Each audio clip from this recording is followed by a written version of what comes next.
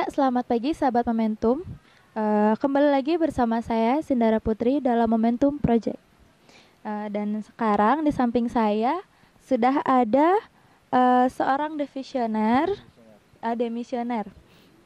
BEM Universitas Langlang Buana tahun 2012 tahun 2013 ya Kang ya. Uh, Sebelumnya saya ucapin selamat dulu Kang ya atas diterimanya LPJ-nya mungkin. Selamat Kang. Mungkin boleh langsung ke pertanyaan ya. Ya, perasaan Akang selama menjadi ketua BEM Universitas Langlang Buana ini seperti apa? Perasaan menjadi ketua BEM mungkin dari awal ya. Saya terpilih itu di tahun 2012, di mana saya terpilih hampir secara aklamasi sebetulnya. Nah, paradigma yang ada hari ini menjadi seorang ketua BEM adalah sesuatu yang menakutkan, sesuatu yang menjadi bahasa yang muncul sekarang sebetulnya menjadi korban atau ditumbalkan mungkin. Nah, paradigma itu yang coba saya rubah, tapi saya sadar bahwa merubah sesuatu tidak bisa sendirian. Makanya saya merangkul kawan-kawan dari setiap fakultas, ada dari FISIP, ada dari teknik, ada dari FKIP, hampir seluruh fakultas ada di struktur saya, dan menularkan apa yang ada di pikiran saya. Ternyata mereka mempunyai semangat yang sama, mempunyai visi yang sama, hingga hingga akhir masa jabatan kita masih bisa bersama-sama dan merubah paradigma bahwa BEM Universitas ini sesuatu yang menakutkan.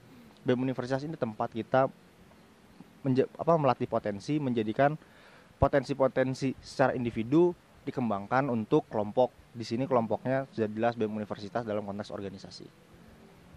Ya, terus pesan kesan dari Akang sendiri buat para mahasiswa penerus gimana Kang? Ya, untuk kawan-kawan yang akan memimpin lah ya di BEM Universitas, yang pertama mungkin tidak perlu takut karena jelas organisasi ini bukan sesuatu yang harus diurus sendiri. Kalaupun harus diurus sendiri, silakan lakukan sosialisasi bahwa organisasi ini milik kita bersama, bukan milik pribadi. Terus kilas balik selama masa jabatan Akang di BEM Universitas ini gimana? Ya, selama masa jabatan saya berlandaskan 3 hal, yaitu Trisatya Guna ya, realistis, kontekstual, dan visioner. Nah, berangkat dari situ kami sempat merumuskan bahwa pembangunan eksistensi BEM Universitas Langlang Buana bukan hanya di internal, tapi juga harus ada di eksternal. Makanya saya mempunyai departemen luar kampus yang alhamdulillah sampai detik terakhir masih mempunyai program kerja, yaitu membangun eksistensi kampus di luar.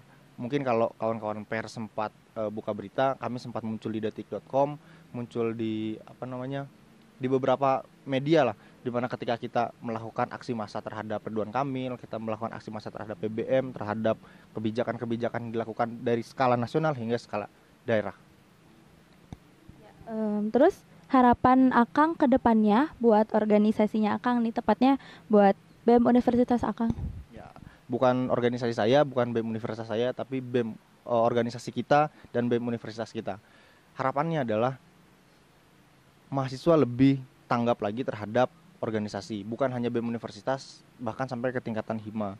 Karena apapun yang terjadi di organisasi itu adalah representatif dari seluruh mahasiswa yang ada di kampus kita. Terus harapan Akang buat calon ketua BEM terpilih nanti seperti apa harapannya? Ya, mungkin harapannya ini sedikit berbicara kenapa saya memberikan nama kabinet saya kabinet rekonstruksi. Itu kan sebuah nama yang diberikan Soekarno ya ketika mau membentuk kabinet kerja, yaitu kabinet kelompok rekonstruksi dan dekonstruksi. Nah, mudah-mudahan ketua BEM terpilih nanti mau menamakannya kabinetnya kabinet dekonstruksi. Setelah kabinet dekonstruksi, mungkin nanti ada kabinet revolusi, di mana kita sudah betul-betul settle di tingkatan mahasiswa dan mampu memberikan saran kita ke tingkatan rektorat atau ke tingkatan yayasan. Terus pertanyaan tambahan nih Kang, tanggapan Akang mengenai peristiwa yang katanya pengklaiman ruangan DPM Universitas itu gimana Kang? Mungkin kalau secara kronologi dan secara detail saya kurang tahu ya.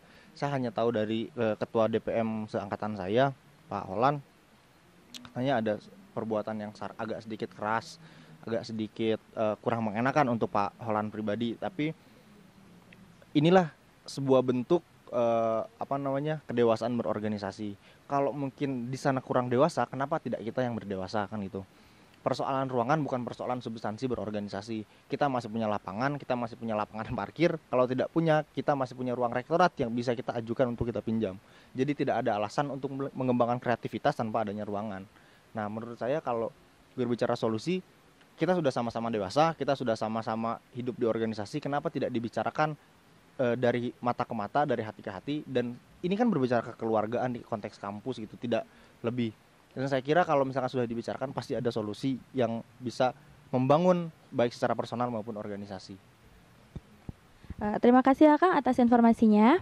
Ya, sahabat Momentum, demikian wawancara saya bersama Demisioner ya Kang, BEM Universitas Langlang Buana. Dengan Sendara Putri, Momentum Project melaporkan.